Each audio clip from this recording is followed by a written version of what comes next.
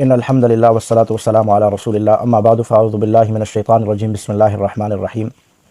کل مفتی حنیف قریشی صاحب کا ایک کلپ میں نے ملاحظہ کیا جس میں وہ حضرت مولانا طارق جمیل صاحب جن کے صاحبزادے کا انتقال ہوا اس حوالے سے وہ گفتگو کر رہے تھے، اور بڑی ہی معتدل اور زبردست گفتگو کی انہوں نے، جس میں انہوں نے 2 سوال اٹھائے ہیں اور بہت ساری باتیں کی ہے۔ میں بہت ساری باتوں سے اتفاق کرتا ہوں، مگر آخر میں انہوں نے دیوبندیت کے لیے سوال چھوڑے، اور وہ 2 سوال یہ تھے کہ کیا دیوبندیت بدل چکی ہے کہ جب ہم جنازے کے بعد دعا کرتے ہیں تو آپ کہتے ہیں کہ یہ دعا جائز نہیں ہے، یہ بدعت ہے۔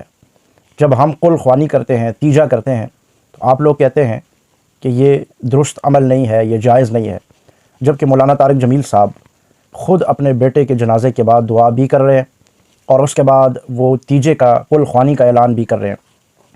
میں اس ضمن میں 2 چند باتیں آپ کے گوش گزار کرنا چاہوں گا۔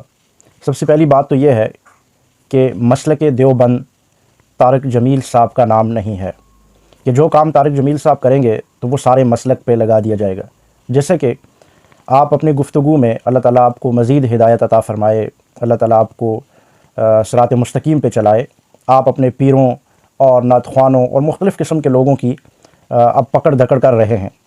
میں یہ خواہش رکھتا ہوں کہ اسی طرح آپ اپنے مسلک کی جو برائیاں ہیں، جو شرک و بدعات ہیں، ان پر اسی طرح اصلاح کرتے رہیں۔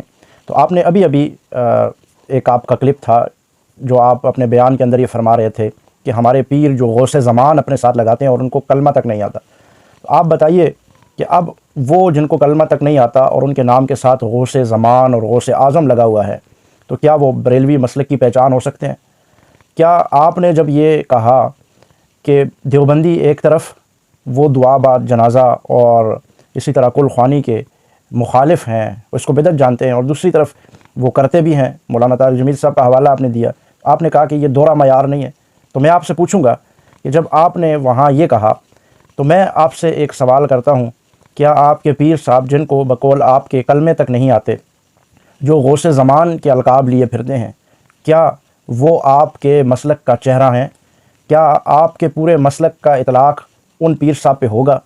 کیا آپ یہ مان لیں گے کہ ان ایک پیر صاحب کی وجہ سے یا چند پیروں کی وجہ سے یا آپ کے مسلک میں بے شمار پیروں اور اس طرح کے صوفیوں کی وجہ سے آپ کے پورے مسلک پر وہ الزام لگا دیا جائے؟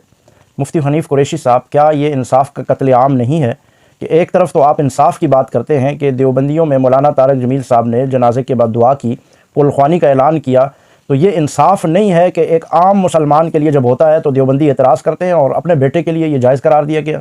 تو میں آپ سے پوچھتا ہوں کہ ایک مولانا طارق جمیل صاحب کو آپ نے پوری دیوبندیت کا چہرہ کیسے قرار دے دیا؟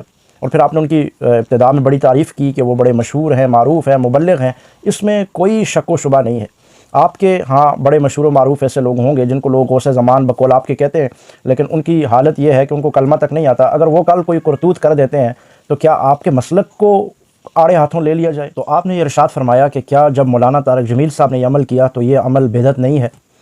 تو میں آپ کو مختصر سی نبی علیہ الصلوۃ والسلام کی ایک حدیث، جس کو یقیناً آپ بھی صحیح مانتے ہیں، صحیح سمجھتے ہیں، اور آپ کا اس پر کوئی اعتراض نہیں ہوگا۔ اللہ کے پاک پیغمبر صلی اللہ علیہ وسلم نے فرمایا تھا کہ پچھلی امتوں میں 72 فرقے تھے اور میری امت کے اندر 73 فرقے ہوں گے، اور ان میں سے ایک ناجی فرقہ ہوگا، نجات یافتہ، نجات پانے والا صرف ایک ہی فرقہ ہوگا۔ تو صحابہ اکرام رضوان اللہ تعالیٰ علیہ مجمعین نے جب پوچھا کہ وہ کون سا فرقہ ہوگا، وہ کون سا گروہ ہوگا، تو اللہ کے پاک پیغمبر صلی اللہ علیہ وسلم نے یہ ارشاد فرمایا، ما انا علیہ واصحابی، جو میرے اور میرے صحابہ کے راستے پہ ہوگا۔ اب اس حدیث کا کیا مطلب نکلا؟ جو اللہ کے نبی علیہ السلام کے راستے پر، ان کی سنت پر اور صحابہ کی سنت پہ چلتا رہا تو وہ نجات یافتہ اور نجات پانے والا ناجی گروہ اور فرقہ ہوگا۔ جب بھی کوئی ایسا مسئلہ آ جائے جہاں بدعت کی بات آ جائے، جہاں شرک کی بات آ جائے، جہاں کوئی ایسی چیز ہو جو دین میں آپ کو لگ رہا ہو کہ ایک طبقہ یہ کہہ رہا ہے، ایک مسلک یہ کہہ رہا ہے، تو مجھے کیا کرنا چاہیے؟ تو آپ کو واضح اس کے پاس بھی جائیں، جو بھی آپ کو اس عمل کی تلقین کر رہا ہے، آپ اس سے ایک لفظ میں یہ پوچھ سکتے ہیں، کیا نبی علیہ السلام نے یہ عمل کیا؟ کیا نبی علیہ الصلوۃ والسلام کے صحابہ نے یہ عمل کیا؟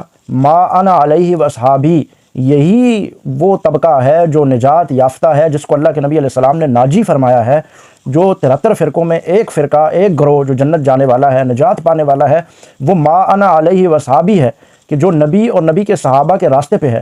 نہ بریلویوں کا نام، نہ دیوبندیوں کا نام، نہ اہل حدیثوں کا نام، جو بھی، اور بدعت چاہے وہ اہل حدیث کرے، چاہے وہ دیوبندی کرے، چاہے وہ بریلوی کرے، بدعت بدعت ہی رہے گی۔ اور جو بھی اللہ کے نبی علیہ السلام اور رسول اللہ صلی اللہ علیہ وسلم کے صحابہ کے راستے پر چلے گا، ما انا علیہ وصحابی پر عمل پیرا ہوگا، تو وہ ہی درست ہے۔ آپ کو کہیں ادھر ادھر دیکھنے کی ضرورت نہیں ہے۔ آپ مطالبہ کیجئے، کیا اللہ کے نبی علیہ السلام نے یہ عمل کیا؟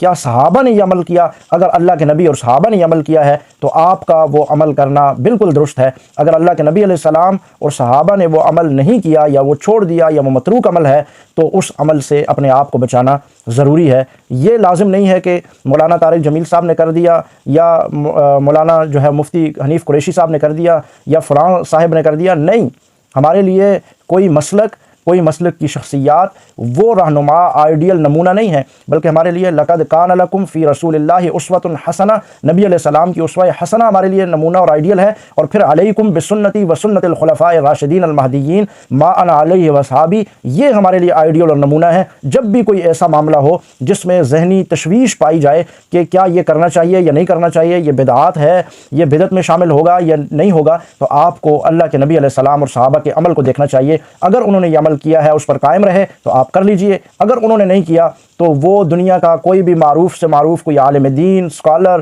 کوئی مذہبی شخصیت اگر وہ عمل کر رہا ہے تو وہ بدعت رہے گی۔ وہ کسی کے کرنے سے بدعت بدلے گی نہیں، بلکہ وہ بھی بدعت ہی کہلائے گا، چاہے وہ کسی بھی مسلک سے تعلق رکھنے والا ہو۔ وہ ما انا علیہ وصحابی سے جو ہٹ گیا وہ بدعتی ہے، وہ بدعت کر رہا ہے، اس کی مذمت کی جائے گی اور اس کو بتلایا جائے گا کہ یہ اس کا عمل بدعت ہے، اور رائے راست پر لانے کے لیے کوشش کی جائے گی۔ ویڈیو کے نیچے سبسکرائب کے بٹن پہ کلک کریں، بیل کے آئیکن پہ کلک کیجئے تاکہ ہر نئی ویڈیو کی نوٹیفیکیشن آپ کو مل جائے۔